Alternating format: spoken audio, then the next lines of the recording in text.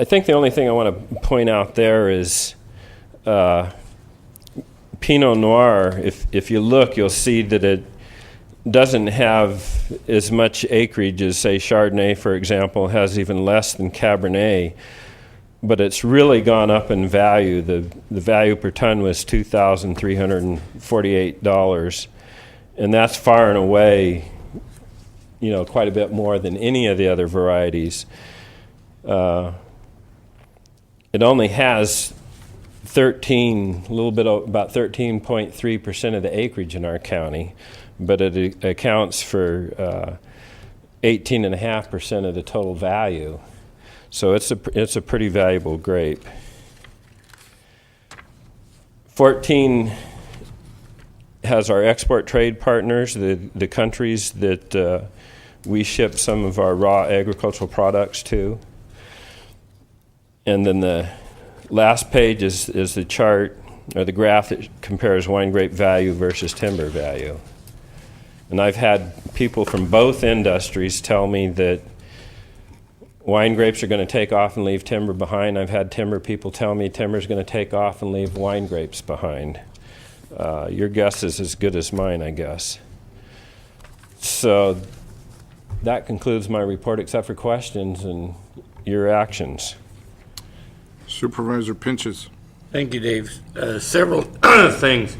First of all, as far as livestock, cattle in specific, maybe to a lesser degree sheep, in our general plan EIR, it says we have 699,975 acres classified as rangeland, and I don't dispute that fact. But if you look at that rangeland, there's nothing grazing on it. If you had a 200 or 100 head of cows right now, and you want to go in the cow business in Mendocino County, there's no place to put them. There's no land available for lease. There's no, a vacant ranch that could handle that capacity. I mean, we're not going to get any more cows in this county because there's, and there's several reasons,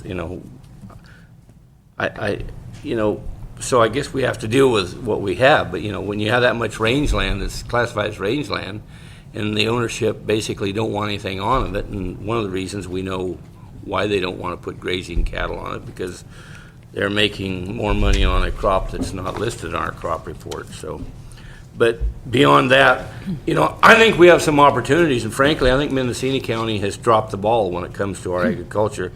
I think that for instance, right now today, this morning on the news, it was reported that almonds, which are one of the top money crops, is going to have a record year. I don't think we hardly have any acres of almonds in this county, which we probably should. It's a low water usage crop. Another thing, hops. Hops, just since 2 years ago, the values increased 7.5 times. We don't have any hop production in this county. We were noted for our hops back 100 years ago. I think we're not doing enough as a county, and whether it's a UC or the county's ag department, whatever, to promote and get somebody, help them getting going. It usually takes, if you go into any farm country, you see a whole bunch of one crop, because that's what neighbors tend to do, what the neighbors do, and they feed off the expertise. But we don't have any almond producers or any hop producers in this county because we've lost that and we haven't promoted it. So maybe it's up to us to start promote that. But when you read where hops, for instance, here we were noted for hops back in the late 1800s. Now, in just in the last 2 years, the price of hops has increased 7.5 times. It's a real profitable crop, and yet we have none. And it's a crop that we could raise in Mendocino County because it takes very little water. Same with almonds. I just use those two as example. We need to do, whether it's through the Extension Department or your department, we need to start doing more to somehow jumpstart to get some diversity in our crops. Wine grapes and timber have been our staples, but they're not the solution at all. In any economy, you got to have diversity. And I don't think we have the diversity that we can have in this county. So I don't know what it's going to take to do that. It's easy to talk about a problem, but it's hard to solve it.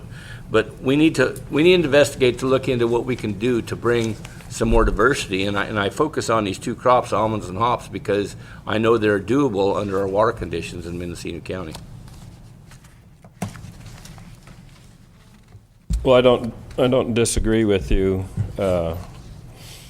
as far as the rangeland is concerned. The way the rangeland is figured is not based upon usage so much as types of soil and how it's classified. And that's done in conjunction with University of California and NRCS, those type of people. And so it's kind of more of a category of land use. With respect to the hops, people have come to me over the years lots of times and said they thought they could grow it or they should grow it, and especially with the startup of the microbrewery industry. And I just haven't seen anybody follow through to take advantage of the price, where the price jumped in the last couple of years. It takes about 2 years to get into full-scale production, and hops requires a lot of trellising and post and so forth, and it takes a lot of money to set it up, and I think a lot of people